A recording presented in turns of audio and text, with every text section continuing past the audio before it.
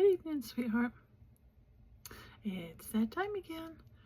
So we're going to read in James chapter 2. We're going to go ahead and finish James because there's only a few chapters in it. So, well, we're not going to finish it tonight, but we're going to do the next chapter.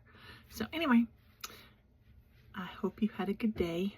And James chapter 2 starts out and it says, "My dear brothers and sisters, how can you claim to have faith in our glorious Lord Jesus Christ if you favor some people over others? For example, suppose someone comes into your meeting dressed in fancy clothes and expensive jewelry, and another one comes in who is poor and dressed in dirty clothes. If you give special attention and a good seat to the rich person, but you say to the poor one, 'You can stand over there, or else sit on the floor,' well, doesn't this discrimination show that your judgments are guided by evil motives? Listen to me, dear brothers and sisters. Hasn't God chosen the poor in this world to be rich in faith? Is that not cool, to be rich in faith? Aren't they the ones who will inherit the kingdom he promised to those who love him? But you dishonor the poor.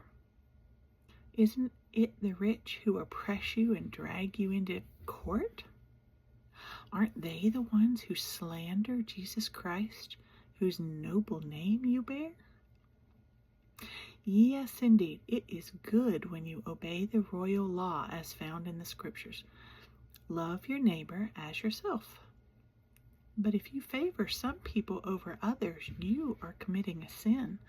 You are guilty of breaking the law. Ooh. For the person who keeps all of the laws except one is as guilty as the person who has broken all God's laws. For the same God who said, 'You must not commit adultery,' also said, 'You must not commit murder.' So if you murder someone, but do not commit adultery, you have still broken the law. So whatever you say, or whatever you do, remember that you will be judged by the law that sets you free. There will be no mercy for those who have not shown mercy to others. But if you have been merciful, God will be merciful when he judges you." Cool.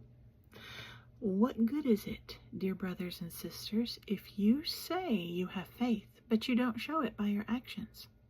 Can that kind of faith save anyone?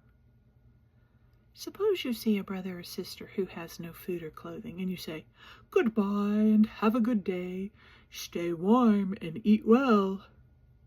But then you don't give that person any food or clothing. What good does that do?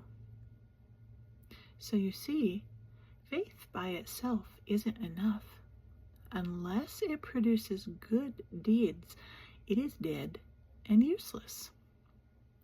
Now, someone may argue, some people have faith, others have good deeds. But I say, how can you show me your faith if you don't have good deeds? I will show you my faith by my good deeds. You say you have faith, for you believe there is one God. Good for you. Even the demons believe this, and they tremble in terror. How foolish! Can't you see that faith without good deeds is useless? Don't you remember that our ancestor Abraham was shown to be right with God by his actions when he offered his son Isaac on the altar? You see, his faith and his actions worked together. His actions made his faith complete. And so it happened, just as the scriptures say, Abraham believed God, and God counted him as righteous because of his faith. He was even called the friend of God. That's what I want to be called, as a friend of God. So you see, we are shown to be right with God by what we do, not by faith alone. Rahab the prostitute is another example. These are all people in the Old Testament, so we'll get to it one day. They're very interesting stories. She was shown to be right with God by her actions when she hid those messengers and sent them safely away by a different road. They were spies, and she hid them. Verse 26 finishes off the chapter. It says, just as the body is dead without breath, so also faith is dead without good works.